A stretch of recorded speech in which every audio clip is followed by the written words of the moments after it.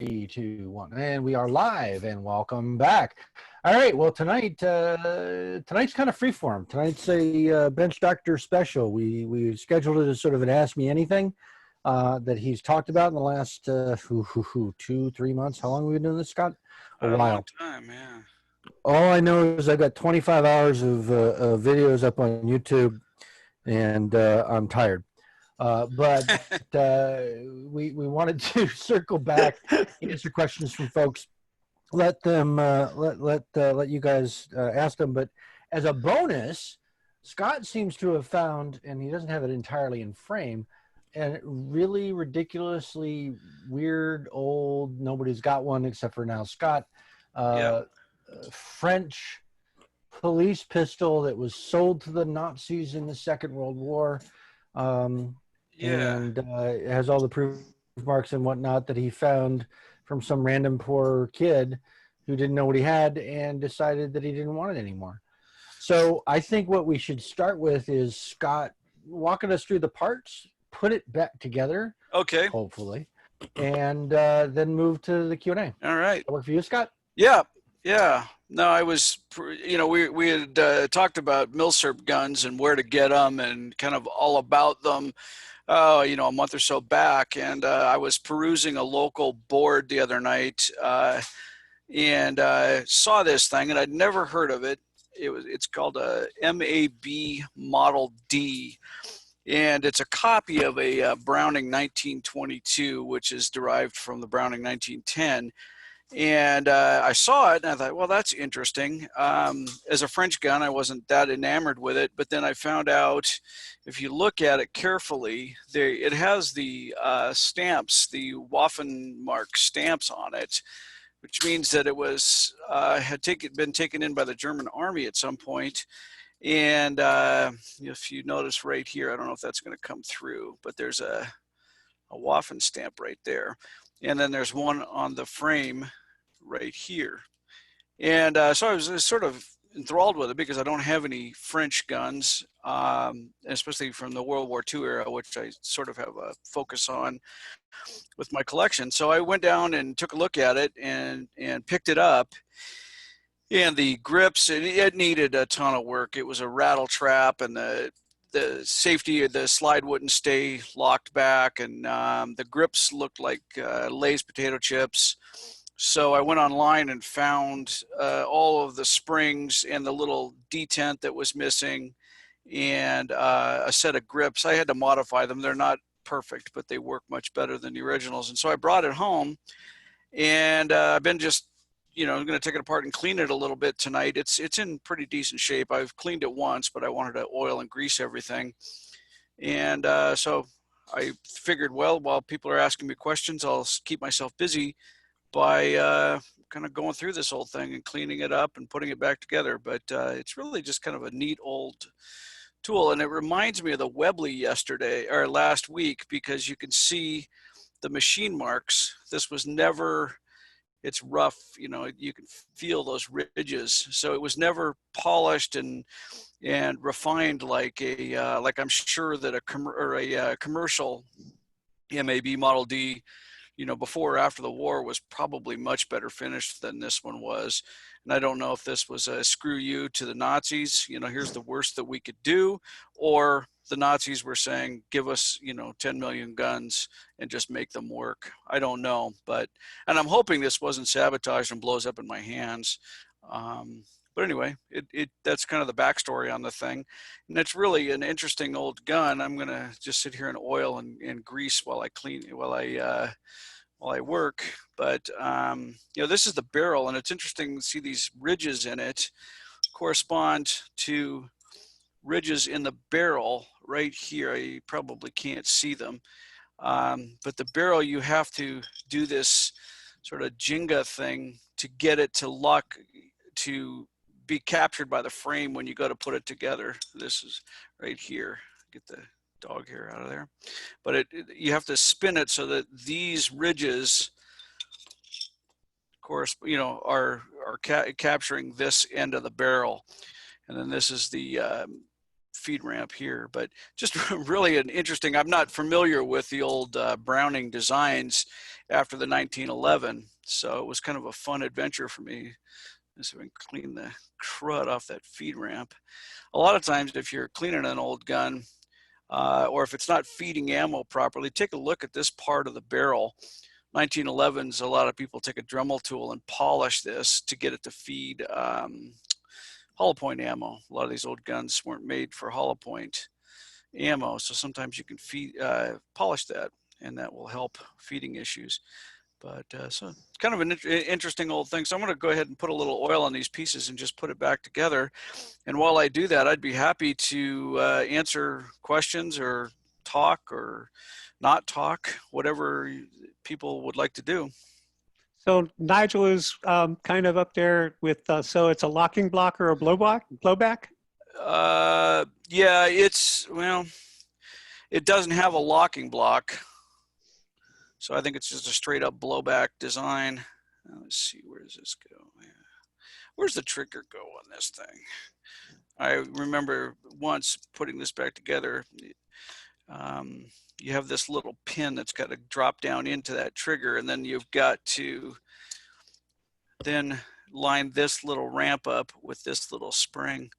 All adventures in putting together guns that you've never messed with before, but it's fun. Interesting stuff. So, but you know, we were talking about a while back about milsurp, and kind of this is my latest one, and that's sort of how it comes about. And now I know a little bit more about MAB guns. I had never really heard of them, and now I have. So, any other questions there? See, that's working. It's pushing on this little mainspring here. It looks like a two-legged spring. I haven't driven this roll pin out because it's got a grip safety like a 1911. So you can drive that roll. 32 ACP, right? Yeah. It's a little mouse fart gun. It's I think you might. Well, that was a very common caliber for the small. Yeah. Guns, right. So the Mauser HST was 32 ACP. The original Walthers were 32 ACP. So. Yeah, and when I say mouse fart, I mean that lovingly, because I'm not volunteering to get shot with it. You know, I certainly wouldn't want to be on the receiving end of one. I just think that the range of it is probably not real effective, but. Yeah, no, you're probably out to 25 yards tops. Hey, while you do this, why don't you tell us what you're doing until somebody has a question? Yeah, I took it apart and I got most of the carbon and crud and old kind of dried grease off of it, but now I'm just putting a coat of oil. I'm with this thing, I'm not going to refinish it. I'm not going to restore it.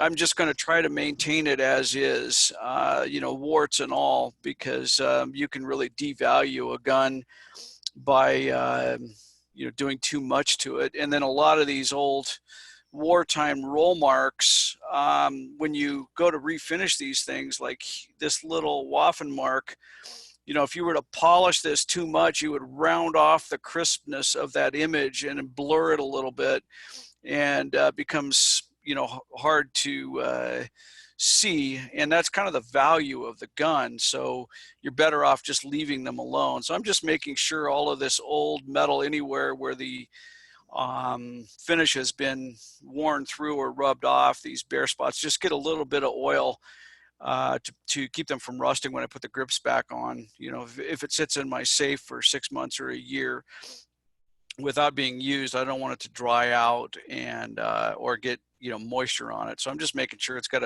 I don't know that I would generously cover most guns with this much oil, but being as old and because it's susceptible to rust as this one is, I'm being a little bit generous. But you see these two little dents right here. Somebody probably just took a punch, and that's what activates this safety. This little detent is loaded with a spring, and just that little tip of that detent clicks into place with those little marks. You'll hear it go click, click. And when I got it, this thing just spun freely, and it wasn't doing anything. It was just a, little piece that spun around. And so the more I looked into the gun, I realized I suspected it was weird, because normally in Oregon, you buy a gun and you leave with it 10 minutes. They just do an instant background check. But with COVID, the background check system was really delayed, so I had to wait about 5 days to go down and pick it up. So in that time, I ordered a bunch of parts that I thought I would need, and I suspected that I needed this little detent and spring, and luckily found it in stock and ordered it. A couple of questions, Scott, actually, if you don't mind. Sure. One, where do you generally go when you're looking for parts for something that's milsurp that's out of that era? Okay, Numrich, gunparts.com is a really good resource. And I found this place, it was called Jack First. And Numrich didn't have a whole lot of parts for this thing, but this guy Jack First had darn near anything I wanted to replace on this gun. So I just ordered it all from him, and he had this trigger spring. I replaced this. I replaced this little piece here. I'll show you as I put it back together where that goes. The recoil spring, I'll show you the ones that I replaced. These are a couple of them. You can see the old trigger spring. I don't know why, but the old one was considerably shorter. And I don't know if it broke and nobody replaced it, or if somebody shortened it for some reason. But it definitely needed replacing, and it looks like it's been put in by somebody blindfolded. And then the old recoil spring is kind of bent, and it looks like it's been compressed a little bit, like it's worn. So I figured while I was in there, and if they're available, I'm just going to go ahead and replace those. So you can see I just suspected, I usually do that with old milsurp guns anyway. Wilson Combat or Wilson makes spring kits for darn near anything. So usually that's the first thing I order. But Numrich is a really good resource. There's a lot, it depends on the gun. You just have to kind of hunt and peck. eBay. You surprisingly find a lot of interesting old gun parts on eBay. Gunbroker.com, the auction site, has a lot of stuff. And I found kind of hard to get parts from there. Let's see. There we go. So as we go along, a couple other things. When you first take a gun, when you first purchase a milsurp gun like this, do you always take it all the way down and just go through it? It really depends. If it's a full functioning gun, I will start by field stripping it and inspecting it. And if everything looks good, I will just do a quick clean and take it out and function check it with some fairly mild ammo. I never run heavy duty ammo through these things. But this one I knew had problems. Like this didn't work at all. So now it's clicking into place. I can feel it, that detent slide home, and it's sliding home there. But I knew this one had problems, so I just took it all apart and started, replacing parts. But I don't always do that. It really it's situational. And then another question that came in is, do collectors care if you replace your springs and pins, and should you save them just in case? I save them. That's what this little bag is for. I just put, I have MAB Model C springs, and I throw it in a box just to save them in case somebody wants them. I have the old grips as well. If somebody really cares, I don't think anybody cares if you replace springs. I've never heard anybody mind that. I don't, unless you replaced it with the wrong ones, or just took a guess and went to Ace Hardware. Then you could do some damage. But if you've replaced it with the correct springs, I don't think a collector would mind. And then a question I have is you're taking this thing down fairly well. Is there a manual of arms that you've located that shows you the assembly, or? No, You're No. just figuring this out as you go. Yeah, yeah. Well, and you take pictures. You know, you take pictures of stuff. If you think that, you know, oh my, I might not remember how that goes together.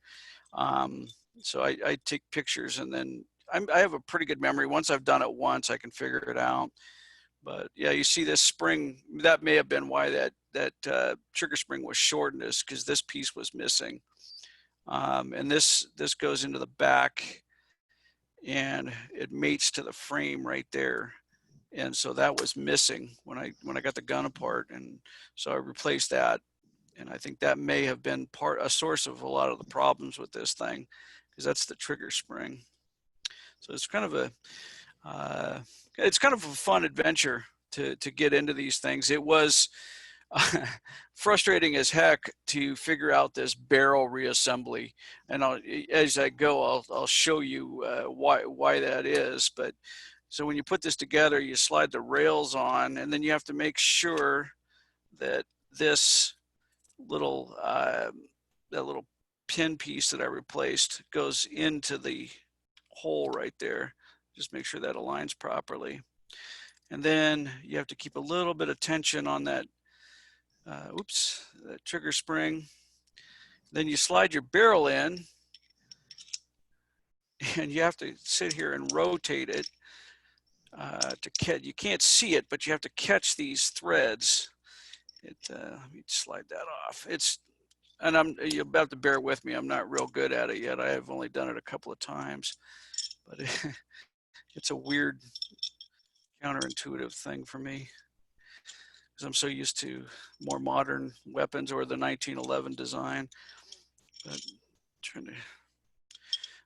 this is a good time to somebody ask me a question while I fiddle around, rather than embarrass myself.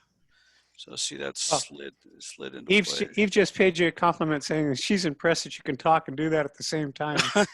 Well, I may not be able to talk and do much else at the same time. See, I want this like that, so that when it goes into the frame, it rotates into place. And I still haven't 100% figured this out yet, nor have I figured out what the point of these ridges in the barrel are, unless it's maybe to just add a little bit of extra friction to that recoil spring. But you know, I've got really oily hands, which I am making sure that I get all over everything, because I do want this a little bit wet. But where did my spring go? But you'll notice this is kind of the original, an old striker fired gun. You know, people think of striker fired guns as, you know, the latest and greatest thing, but that's what this is. It's a striker fired gun. So interesting. You can tell people you saw a French striker fired gun in the 40s, and that it's nothing new. SIG, Glock. See, that looks right, but it isn't for some reason. It's a weird. Well, we'll start there. So now slide that back on there. And I usually end up having to do this several times until I get it to go where I want. But yeah, and this is, so now I have to look down in there, and I have to keep rotating this, and it's sort of, this is really fun. Rotate that barrel. And it's not sliding. See, it's not sliding into home. All right, why is this not working? Because I know from previous experience, I want this rounded tab to be oriented like that, so that when it's captured by the frame, it rotates that way, and my extractor will then be in the correct position. So that's kind of what I'm looking for, what I'm attempting to do right here, and failing, by the way. But get a bigger hammer, Well, Scott. Yeah, you know, get the hammer out. Yeah, Yeah. Failure is always an option. Yeah, sometimes a percussive love tap is what's required, but I honestly don't think that would help me in this situation. Oh no, that won't help you at all. Yeah, because it's got groove in, and you got to. Yeah. Well, you'd think. I mean, you look at it, it's like it's round. That's round. What is the hold up? But don't know. I don't know. Firing pin looks good, by the way. You know, I took this out and I didn't see any chips or bends or cracks in it. So that was another piece I didn't want to have to order if I didn't need to, because they were hard to find. I couldn't find them anywhere in stock. But all right, come on, barrel. That's sort of the way it needs to go, but sorry. For the uninitiated, this is exactly what we pay to see. Yeah, I know. I fiddle with guns and get irritated, so you don't have to. There we go. That's the way it needs to be. I knew I'd get it eventually. And this. And of course, that's all black magic to everyone else because nobody has any idea what just happened. Yeah, well, me either, unfortunately. You know, that's also part of it. So now I need to rotate this and transfer. All right. This is fun. Yeah. So do you suppose these were designed to be taken apart by, normal, real human Yeah, I'm beings, sure. or- I'm sure your average GI probably took it apart exactly one time, and then took it back to the armor and said it's broken. Yeah, it's a frustrating gun. I'm telling you. Probably, I'm sure there's somebody out there that loves these things and swears it's the easiest thing in the world. But this makes the Ruger Mark II series look like easy money. Yeah, I want one. I want one, and I never want to take it apart. Yeah. Let's see. Why? I need that. That's the feed ramp, but I need it to rotate all the way down so that the bullet comes up out of the magazine and feeds up that ramp. And I'm trying to remember this sequence. I haven't done this since last weekend. Why it's not. Is there supposed to be a spring in there, just out of curiosity? No, the recoil spring goes in after I get the barrel captured by the frame. That's right here. Well, I just, Yeah, putting in powder or primers sometimes happens. Yeah. No, there is a precedence for leaving out critical components. All right, why? See, it's rotating that far. And our audience is awfully quiet. They must be just rapt. Bored out of their minds. No. I'm going to go rapt. No, They're enraptured with the spectacle that is now out of frame. Bring it back up into frame. Oh, okay, there it is. Look at that. Yeah, there we go. It's getting there. So there we go. Now it's in. You may be the only YouTube personality with built-in hecklers. Good. Well, good. Well, how many guys have the courage to do it with a live audience? Scott, is that feed ramp upside down though? Yeah. Not sure why. Let's start over. Let's just start over. Sometimes. Sorry, I hate to blow your thing, man. No. Sometimes this is the learning curve with these things. And this was me last weekend, figuring it out and setting it down and just walking away, having lunch. Yeah, I see all the people that are watching. They've got their chins in their hands, and they are they're rooting for you. I can see it. Yeah. Well, they're rooting for something, whether it's me or. See, that's got to go like that. But why? I think everybody's just being respectful and they're being silent while you can concentrate.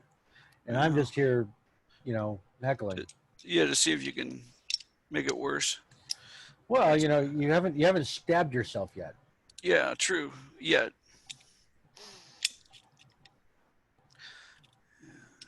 Come on, Beryl.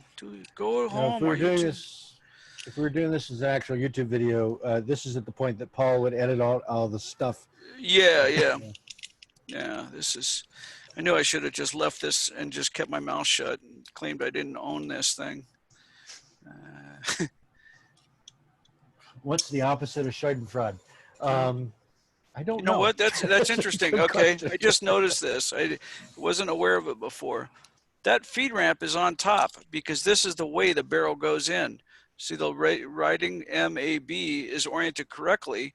So the bullet must come up out of the magazine and hit that and be Rotates the barrel? yeah, because on a 1911 and SIGs and all that, this is at the bottom. That's what's throwing me off.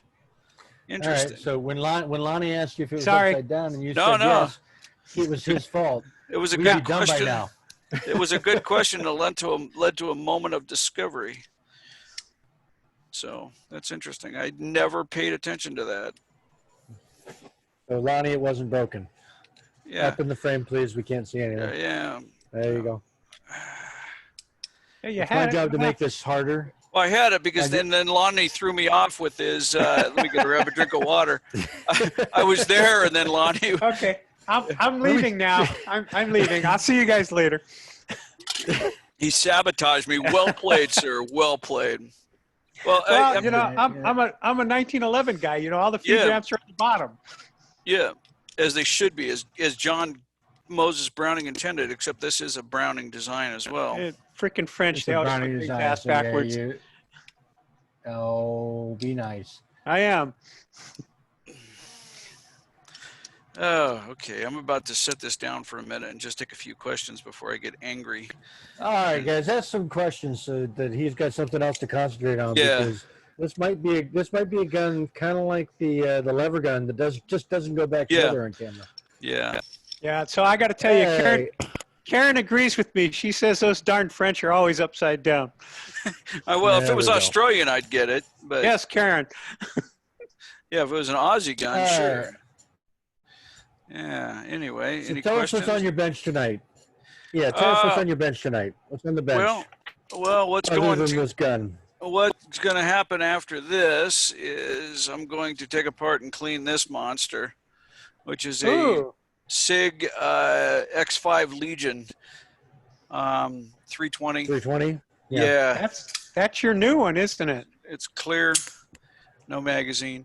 I just bought it, and I have never shot a match with a red dot. So I put the Vortex Viper on it, and I've been running it and my regular 320, and I put probably 1,000 rounds through it last week. So I need to take it apart and clean it and grease it and inspect it. But it's pretty fun. So that's tonight's project. And then this afternoon, I was out here building this on my lunch break, which is an M1. An M16A1 upper, building kind of a retro 20-inch M16 clone for my son. And so I put the Delta ring together this afternoon. I had to take the front sight block back off, put the Delta ring together, and then reassemble the upper with the gas tube. And these are all old Vietnam era takeoff parts. So they're a little I thought that looked familiar. Yeah. So it's kind of and then I found this upper at a gun show for $40, and some ding dong had drilled 2 holes in here. He didn't like the sights on it, so he drilled 2 holes here and put some goofy looking scope mount on it, which I'm sure didn't work at all. So I just threw a little bit of JB weld in there. I'm going to finish those off and try to hide them as much as I can. And then order the parts to put the front sight or the rear sight aperture back on there, and got that working. So yeah, interesting. I didn't want to weld these holes up and expose this casting to a whole bunch of unnecessary heat, because nothing good would come of that. So I figured JB weld for just a beater range gun and in the woods gun. So that was today's project. And I'm going to build the lower at some point, maybe next week. So Scott, Nigel's got a question. Can you hold up your barrel and show them what that feed ramp looks like? Yeah. Sure. Which gun? On his little French, lovely little thing. On the French gun. Yeah. Yeah. Right here. There you go, Nigel. Yeah. except instead of a ramp, it's more like a feed ceiling. I don't know. It's, Oh, I'm sorry. He wanted to see what the feed ramp looked like on the frame. oh, on the frame. Well, there is no, I mean, there's this here, you know, where the magazine, You can get a little more light on it. yeah. Yeah, if you get a little more light on it, you can see it. I can see what you're pointing at. There you go. Right here. Drop the mag out. Yeah. Is that a floor of a heel mag release? Or is that No, a luckily thumb? it's in the civilized position. But yeah, that's where Now bring it back up to where you had it before, because we could almost. There you go. There you go. yeah, that's where it feeds up through the frame, and then your barrel. See how the notches lock in. See, right there is how this would be oriented. So it's interesting. So weird. Yeah, it's weird. You can see these notches correspond to those on the frame. And so the bullet would come up out of the magazine and hit that, and that's what's guiding it in. You know, it must come up and go in like that, which is kind of a weird, never seen that before, but, you know, I'm sure it's probably not uncommon. It was done for a reason. Just a weird, I will tell you that I have seen it before, and I can't remember which gun does it, but it's one of the weird old ones. So yeah, that's cool though. That groove bit on the end. And then Mark had a little comment. He had a friend that told him that he doesn't like red dots on semi-autos on the slide. Is it a doable setup, and the cycling can't mess up the mount and the sight? No, I've never had a problem with it. Of course, you know, I mean, granted, this is once again, I'm going to safety check it. And barrel is unobstructed, magazine is out. No, this was made to have it has an RMR cut on it, and it was made to take a SIG Pro 1, which I don't have. I had an extra Viper, so I ordered an adapter plate, and I've never had any problem with brass coming out and hitting this thing. Of course, it's mounted way back on the slide, and the brass, you know, comes out right about here. So I've never had it hit the brass, and I've never had it obstruct, you know, the brass ejecting, obstruct my view or anything. And it's held up. It's held zero for 3 or 4 range sessions, and I run it pretty hard. I run close to, you know, 800 rounds a range session if I'm going out there and spending the time. So it's getting a lot of work, and so far it's been pretty durable and held up. You know, I can see that being an issue maybe with some guns, but I think this one was purpose built with that in mind. So maybe on a gun that wasn't really engineered for it, it could be an issue. But it works. It's working so far. I haven't seen any reports of it being a problem on that gun. I don't know if that answered the question, but yeah. All right. Well, let's get back to this. Maybe if I talk, I won't. I'll be distracted, and it will. And the ghost of John Moses Browning will bless me, and it will just go together. What do you think? No? Did I lose audio? No, you're still there. Okay. All right. By the way, Mark says, yes, it does answer his question about the... Oh, okay. Yeah. I mean, I'm new to running optics, electro-optics on handguns. I've always been just a, you know, iron sight guy. So it's kind of a new... I've signed up, I've committed to shooting a match with the 320 the way I always run it, stock service pistol with just the regular open sights, and I'm going to shoot the X5 Legion in the carry optics division, and it'll be interesting to see the results, to see if I'm any faster or slower. I suspect I'll be slower because it's my first match shooting with optics, but it'll be an interesting experiment to see how it goes. So Eve has a suggestion for you once you find getting that barrel in correctly. She says you should mark the barrel for the sweet spot. Yeah, well, the problem is you got to rotate it, and that's, yeah, I don't know. The problem is, you know, you can put it together this way, like out of the gun, and you know, like a 1911, but you have to get these grooves captured by On the these. frame. Yeah, so you have to rotate it until those drop into place, and then it sort of transfers the barrel to the frame, and that's the part I'm struggling with here. And let's try that. So now everybody's going to be a model 1922 expert after watching me struggle. Let's see. Pull it all the way back into slide lock. Pull it all the way back into slide lock. It won't go. Pull it all the way back into where slide lock would be. We'll go back.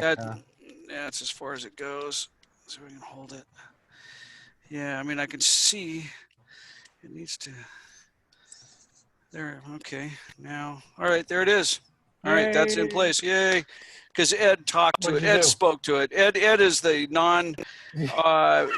He's the one that's not critical of the French performance of World War II. And the gun said, yeah, the gun said that this is an appropriate thing to do. This is the guy to listen to. So yeah, I think if once you pulled it back into partial slide lock, you had enough room to maneuver it inside the thing. I have this vague memory of that having to be a thing with whatever gun I'm remembering. Yeah. That it couldn't just be in battery. It had to be back out of battery or whatever the analog to that is. Yeah, the French equivalent. En français, you got to speak with an accent. See, but it's not. Okay, so that bushing goes on. Yeah, but why is it not? Yeah, you're not quite there. Yeah, something's not right. Let me rotate that bushing back off of there.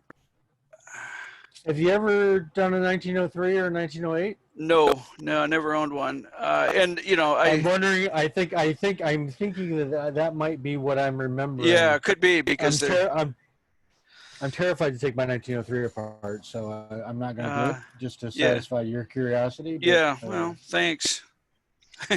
I'm taking. This is frustrating. Now it's locked up. Took a gun off a Frenchman who could never be used. Now it's locked up. Nice. So you've got rotate it. It'll unlock. Okay. There you go. See, it's back. See. Yeah. See, Ed's got the magic touch. He. I'm loving Karen's sense of humor in this. This was to ensure that if a German took a gun off a Frenchman, they could never use it.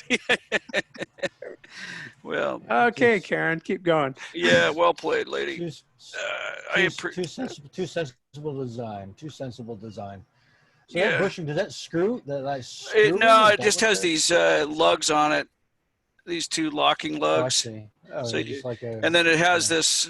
What's interesting, unlike a 1911, it has this little notch that is caught by this little lever right here, and then there's a roll pin and a little spring in there that puts the tension on that lever. And that was another part. I decided, unless it's broken, I am not taking it out of this gun. Let's see, why is that? This is. Okay, come on, twist into. This is where I shoot it straight across the bench. Well, no, it'll impale your hand first. Yeah. See, I need to rotate it. No, that almost looks right. So now, see how that then clipped in. See, now it's still. Is there a magazine lock? I don't think you should be able to rack it without the magazine, but we'll try it. Yeah. Can't do that on a C-cam. Yeah, we got something not right here. Yeah, well, live and learn. We'll take it apart again. Welcome to now you've learned the trick to putting the barrel into battery. Yeah. So. We got that going for us. Karen says you should be wearing eye protection. I'm wearing glasses, but we've had many requests to not show my face. So okay. That's weird that it won't slide though. Why won't it slide? That's. It does go all the way back into slide lock, right? Yeah. No, Yeah, see, I it's not am quite. virtually certain that this is similar. I'll have to take mine apart tomorrow. Yeah, And then it's swear at you the entire time. I think yeah. this is exactly the same as the 1903s. Yeah, weird, Because weird. that would make sense. It's the same vintage, right? Yeah, yeah. That's Anybody know? Yeah, Does anybody in the audience know? any disciples of John Moses Browning have a clue? No, No. No. nah. That's why We're all shaking our head here. See, now that's locked up. We came here to learn, not to teach you how to do it. That's interesting. Oh, that's not true. So Karen says, remember when Scott said the old recoil spring was mysteriously all twisted? Now we know why. Yeah. Now we know. Yeah. God, Well, Karen, you need to show up more often for these. She is. you know what? I think we should unmute her and she should moderate for the rest of Yeah. the session. Unmute her. Karen, you're getting to moderate. Go. Yeah, Lonnie got voted off the island. Yeah, I'm done. I wonder. Yeah, this is. I don't like this gun anymore. Anybody want to buy a MAB? Yes. Am I seeing ours valid? Yeah, I'm all over that. I want to shoot the stupid thing before I do anything. No, I refuse to own a gun I don't shoot. Well, there you go. So it's problem solved. Just send it to me in pieces and I'll figure it out. Just shoot it. Shoot it. After this, I'm not sure I'd want to take it to the range, even if you get it to rack. Yeah. Yeah. Be my luck, it'll shoot but then break. You have a vise that you can put on the bench with a string. Yeah. Oh, it'll be fine. I can tell by the way it's made that it's probably a pretty good gun just because of the this chunkiness of the design. I don't have any doubts. Steve wants to know, is this the kind of gun you'd see in a noir graphic novel? Probably, yeah. The short answer is yes. This is going to be, the French policeman in Casablanca. This is going to be, actually, this is going to be the French policeman in Casablanca. Yeah. They made these up until the 60s, and outfitted the French police carried these things until the 60s, is what I read. Then they switched. They ended up with a double stack gun after this. And apparently it was a pretty decent little gun. Apparently these were good guns too, just not good for the guy that has to fix them. I guess I'm not volunteering to be an MAB armorer anytime soon. Okay, so slide is working. Just wondering if I've got something, if I'm missing something here. Go back through. That's locking into place.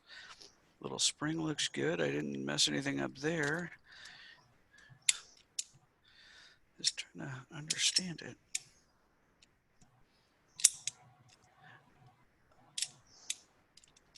Okay. Try one more time.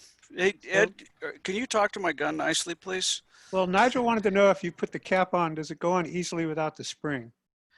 Yeah, the cap isn't too bad. It's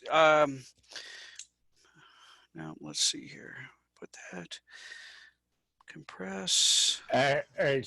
So I've Googled because I'm not proud, and there's some advice from the interwebs. Do you want it? Yeah, don't buy an MAB. No. But let's see what happens after you get this down on the first time. I think the recoil spring.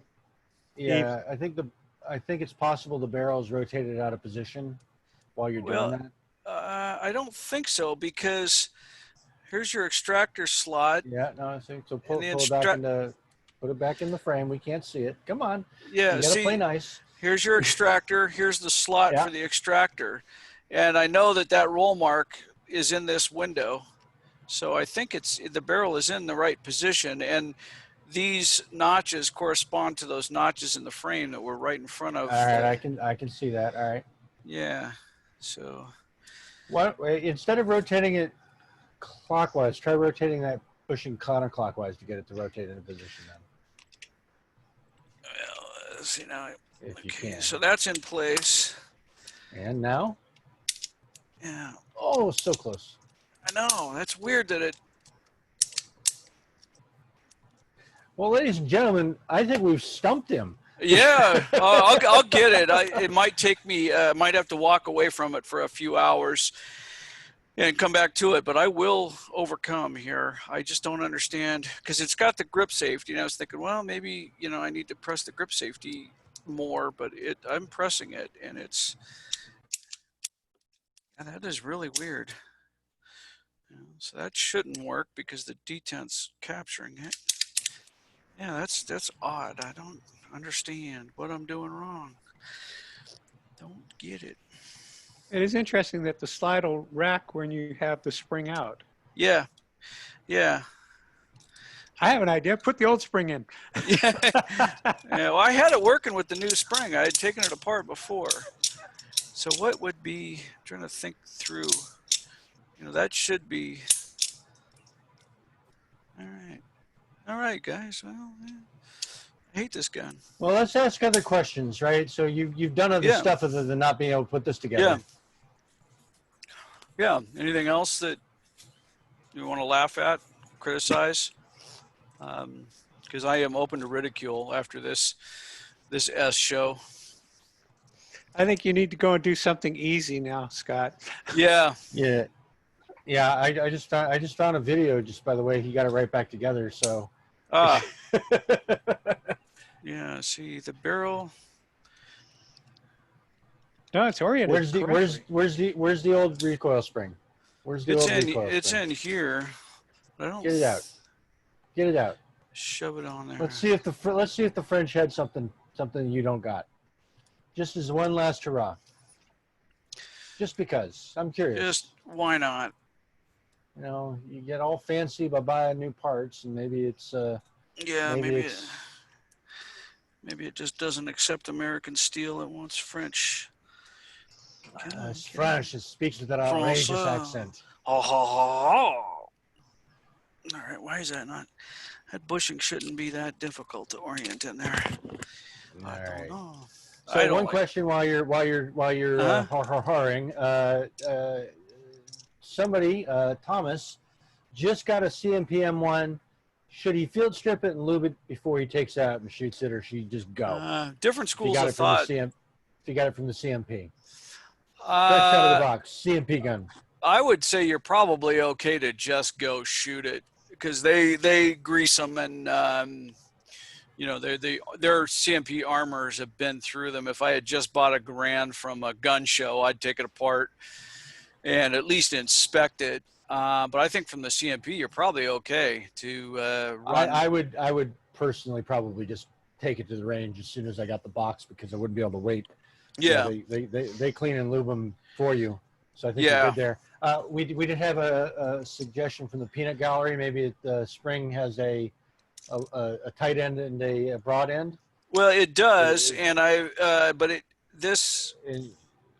does. You're sure you're putting the right end in the right direction?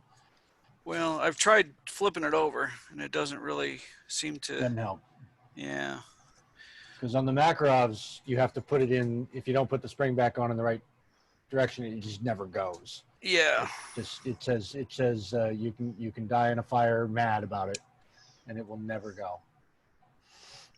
Because gun is fine. Gun is fine. Gun doesn't need any of your help from really bourgeois Americans. Yeah, that is really odd to me. Yeah, so Thomas, you're fine. I think go take it to the range. I mean, I would. There is one video where Scott does get the gun back together, and that's the M1 Grand video from 2 weeks ago. And I got the Webley back together against all against all odds, spring. absolutely. With the broken spring. With a busted spring. Yeah, go shoot the Grand. Video. Yeah, I would. If you want to take it apart, don't be afraid to take it apart. Yeah, they're. It's not an MAB. No, it's not. Let's take. No, it wasn't made by the French, so you're in good luck. Yeah. Now let's just take it all away. Yeah, we'll put Scott. The best way to get Scott is Facebook or Discord. Yeah. If you're on the Facebook, you had to, yeah. If you're on the Facebook group, that's a good way to get him. So, Yeah. just tag him in a post, Yeah. or find him in the list and private message him. Yeah. If anything, any questions you want to ask or insults you want to sling my way. I mean, I appreciate the insults being public so that we can all enjoy it. But No, you're not gonna live this one No, down. no, you do realize when you get into the pub chat tonight, we're going to give it to you. I've got to babysit a stupid production deployment while I'm in the pub chat tonight. It's my day to draw the short end of the stick. You're just looking for an excuse not to get run over the coals. That's all. No, I don't care. I've Hey, got Scott, thick skin. I have another question. Do you think the striker spring is in and oriented correct, or did it just fling across the room? Yeah, that's all right. No, I think the striker spring's fine. Is it binding? I mean, is it binding up? Well, I don't think so. Let's see. Well, we're gonna. All right, guys. More questions while Scott finds the spring that just shot across the room. No, I'm gonna not mess with that gun right now. I'm gonna give it a break and get back to that because it's starting to get under my skin. So I think Nigel thinks this one's too easy for you because if you're good enough to put things together with a broken spring. Yeah, that may be. Maybe it's just not enough of a challenge. Yeah, you don't have to turn it upside down and tap it and make sure the seal spring comes back into the right position. It really is just this really does make the Mark II and the Mark III look easy. It does, yeah. See if I ever buy another friggin' 1910 derivative. All right, maybe just break this spring. Break the spring. Nigel says break the spring. Okay. I like that. Break it. Now they're both bent. So according to Karen, Karen was right. Yeah, she was right. That's why it was bent. Yeah. All right. Well, we are at the top of the hour, so this was too much fun. Yeah. I'm not sure this needs to go on YouTube, but I'm going to put it on anyway. Yeah. Any questions about bench setups, about cleaning supplies, about anything? You guys got reloading questions. Got 4 more minutes before I kill the audio. Hey, Scott. Some questions. Yeah. Good powder and powder load for 6.5. Oh, Creedmoor. I don't know off the top of my head. I can look up a couple of recipes for you while we're sitting here. Why don't you, if you can send it to me later too. Yeah. That's my next. I like Hornady. That's my next load. The first time you showed these books, we couldn't see shit, and now we can see stuff. So whatever you've done with your camera, we can now see things. All right. So, 6.5 Grendel. You want 6.5 Creedmoor? Creed. You trying to hit something at a quarter mile away? Yeah, I'm looking at going down to Slosa. They've got an 1,100 meter range. Do you know what bullet you want to run? What size? I'm using 140 grain ELD. Okay, so we got 120, 129, 140 Bowtail hollow point ELD match. Yep. Okay. So let's take a look here. Do you have any powders right now, or are you just looking for? No, I'm looking for a powder. Varget, of course, is always a good choice. It's hard to find. And they're saying your top end on that is 36.4. So I'd be leery of loading it that hot. I would probably start somewhere around 34? 34 and a half and work your way up to 36, and I think I'd probably stop at well, do you know how to look for pressure signs on a fired case? Yep. Okay, I'd start looking for that bulge at the back of the case. Well, if your primer pushes out, I was gonna say flat. Show us. Yeah, see how that's really flat? Yeah. That's the sign of getting over pressure, and sometimes it'll slam back so hard that the firing pin will punch right through the primer. So you want to start looking for that, and then if sometimes it's extremely hot, it will actually emboss these numbers on the bolt face.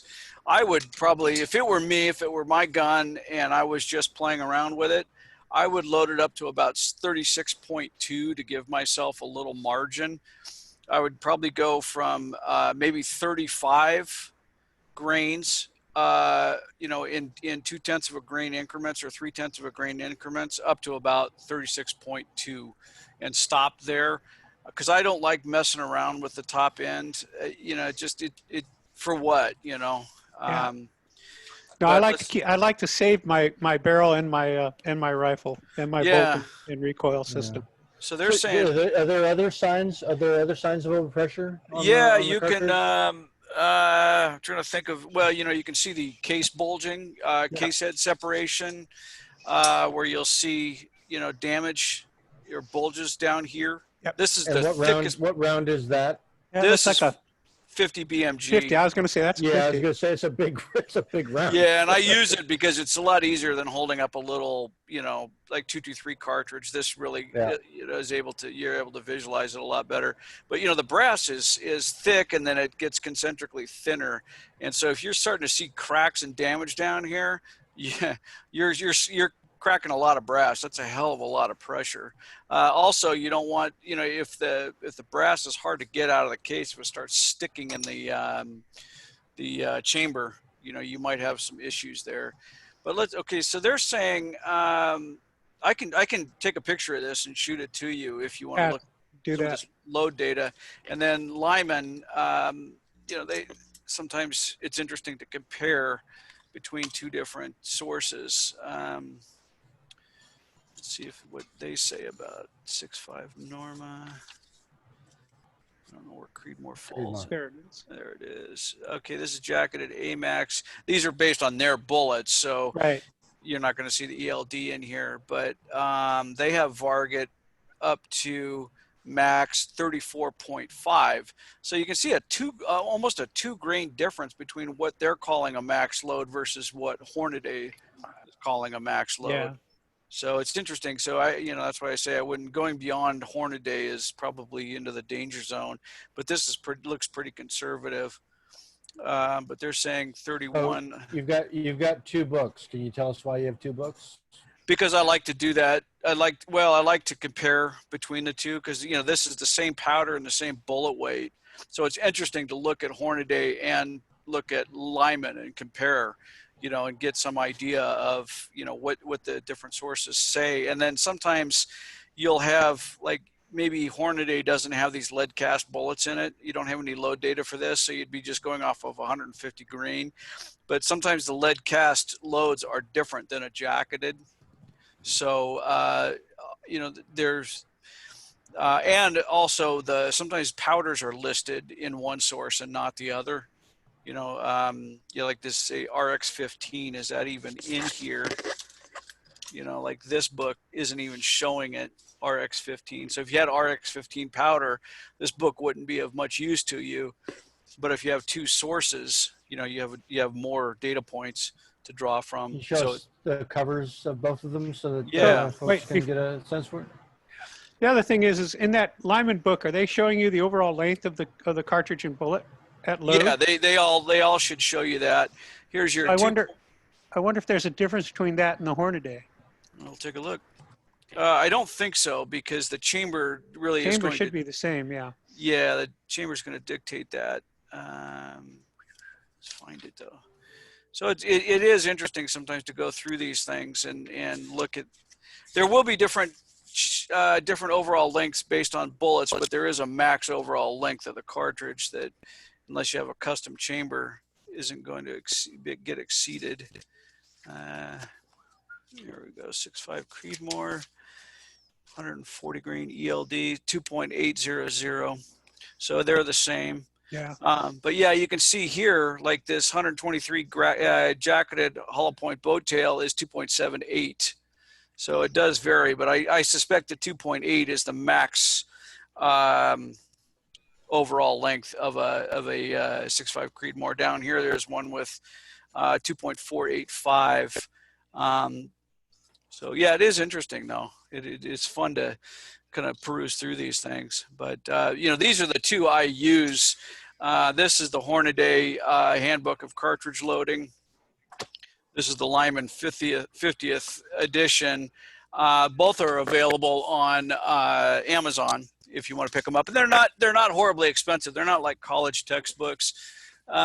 This is this is all for Western powders, and you can just download this data. And Western has, you know, a whole lot of load. This was free. It's just a PowerPoint, or I mean a PDF that I downloaded, and they have, you know, it's just their powders, but it's also another free resource if you're using one of theirs.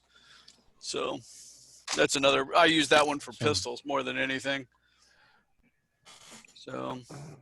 All right. Well, we are 6 minutes past the hour. We've been at this for exactly 60 minutes. All right. You want to try to put this back together once more? No, I'm gonna cash it in. I will post a picture of it. I'll post a picture of it back together when I get it back together. But I need to step away, and I got to go babysit this production release. Yeah, we need a picture of you. We need a video of you firing it, not just a picture of it back together. I will, as soon as I get my ammo will be here on Monday, next Monday. So I got a week to put it back together and fire it. I will, I promise. All right, guys. So once again, everybody say thanks to Scott. This has been entertaining and even informative. And not particularly useful. Well, you know, nobody's got one of these guns anyway, so it's not that big a deal. And we'll see you all probably next week. We got to figure out what we're going to do. But otherwise, thanks for attending. Thanks for supporting us. And we'll see you online. We'll see you on Facebook. We'll see you on Discord. I'm going to go ahead and kill the recording and have a great night, guys. All right. We'll talk to you soon.